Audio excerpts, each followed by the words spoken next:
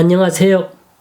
오늘은 힘센 천사와 작은 책 그 세 번째 시간입니다. 본문 말씀은 계시록 10장 1절에서 11절의 말씀입니다. 여러분께서는 성경을 펼쳐놓고 저와 함께 따라와 주시면 고맙겠습니다. 하나님은 이 세상의 모든 걸 창조하신 분입니다. 다시 말해 모든 걸 만드셨다면 또 모든 걸 폐하실 수도 있는 겁니다. 이걸 듣는 귀가 있는 자는 들으라는 거예요. 예수님은 분명히 최후의 심판날에 대해서 이미 가르쳐 주셨습니다. 이제 난리와 난리의 소문을 들을 것이며 여러 가지 재앙과 천지지변을 듣게 될 것이다. 하지만 끝이 온 건 아니라 하셨어요. 자, 이렇게 겉에 나타난 절박한 경고도 중요하지만 더 중요한 건 이 말씀을 듣고 사람들이 어떻게 반응하느냐 하는 겁니다. 오늘날 전 세계 곳곳에서 홍수가 나고 지진이 일어나고 산불이 일어나고 있어요. 이들은 물이 없다고 난리고요. 제대로 먹을 만한 양식이 없다고 난립니다. 이만하면 좀 깨달아야 할 거 아니에요? 지금 저들에게 절실히 필요한 건 물과 양식이 아니에요. 하나님의 말씀이든 성경책이 필요합니다. 어리석은 인간은 이상하게도요. 그렇게 견딜 수 없는 재앙을 겪고서도 말씀의 귀를 기울이려 하질 않습니다. 그게 믿는 게 있어서 그런 거예요. 우린 돈이 있다는 거예요. 얼마든지 우리 힘으로 일어설 수 있다는 교만이 가득 차 있습니다. 고로 사람들은 재앙만으로는 쉽게 회개하지 않습니다. 반드시 말씀이 있어야 바른 길로 돌아올 수 있는 겁니다. 아무리 어려운 재앙 10번 당하는 것보다는 참된 진리의 말씀 한 번 듣는 게 더 중요한데 저들은 지금 그걸 깨닫지 못하고 있어요. 오늘 말씀에서 중요한 건 천사가 요한에게 이 책을 가지라고 말씀하고 있는 장면입니다. 주님은 이 책을 요한에게 보여주신 게 아니라 아예 주셨습니다. 그리고 9절 10절에 보면 천사는 요한에게 이 말씀을 갖다 먹으라 그럽니다. 이 말은 말씀을 받는 즉시 자기 것으로 소화시키라는 말이에요. 근데 이 말씀이 두 가지 맛이 난다고 합니다. 9절 내가 천사에게 나아가 작은 책을 달라 한즉 천사가 가로되 갖다 먹어버리라.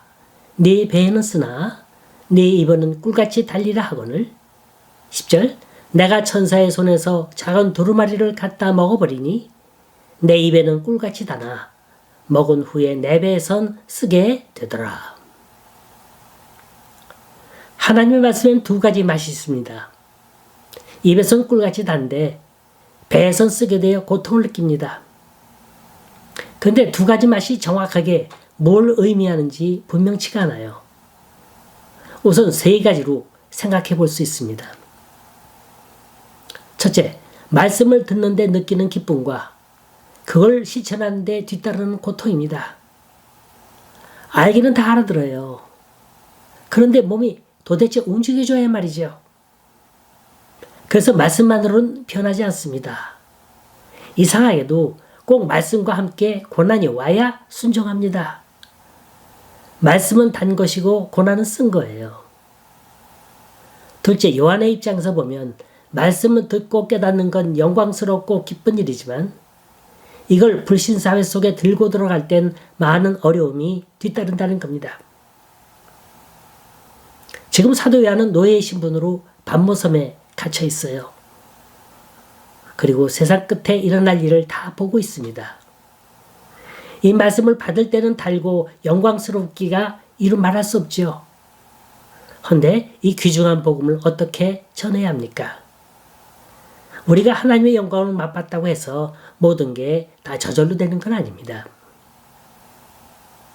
예를 들어서 산속에 들어가 금식기도 하고 많은 은혜를 받고 내려왔어요. 그런데 현실에 부딪히고 보니까 모든 건 제자리입니다. 집세는 밀려 있고요. 부모님은 아프시고요. 애들은 여전히 말썽부립니다. 결국 뭐예요? 은혜 받았다고 모든 게 풀리는 게 아니라는 거죠. 이제부터 시작이라는 겁니다. 내가 받은 은혜를 믿음으로 싸워나가야 합니다. 이 싸워나가는 과정이 쓴맛이죠. 세 번째는 진리가 갖고 있는 두 가지 측면입니다. 진리는 두 가지 내용을 갖고 있어요. 하나는 회개한 자들에겐 은혜의 말씀입니다.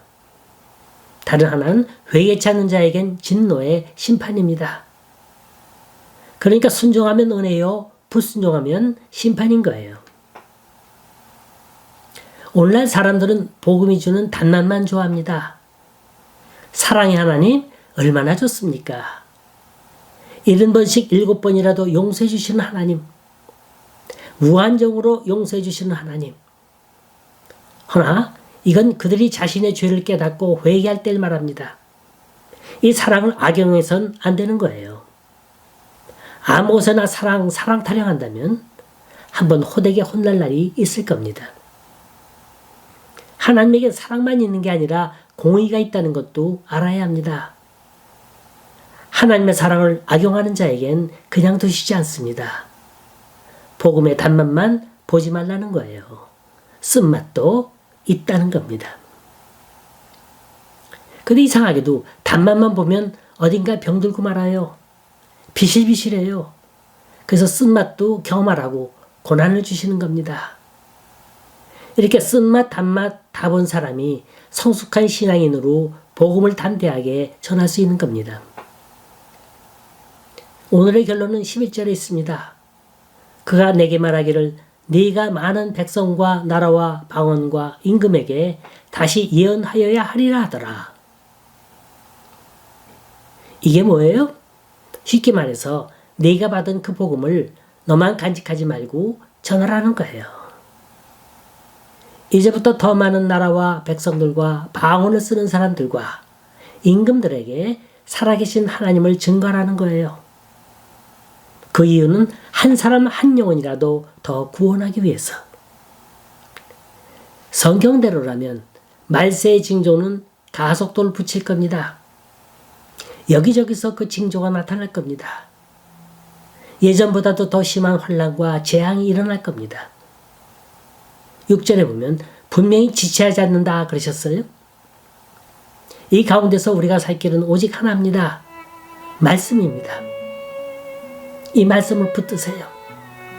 이 말씀 속에 길이요 진리요 생명이 있음을 믿으시기 바랍니다.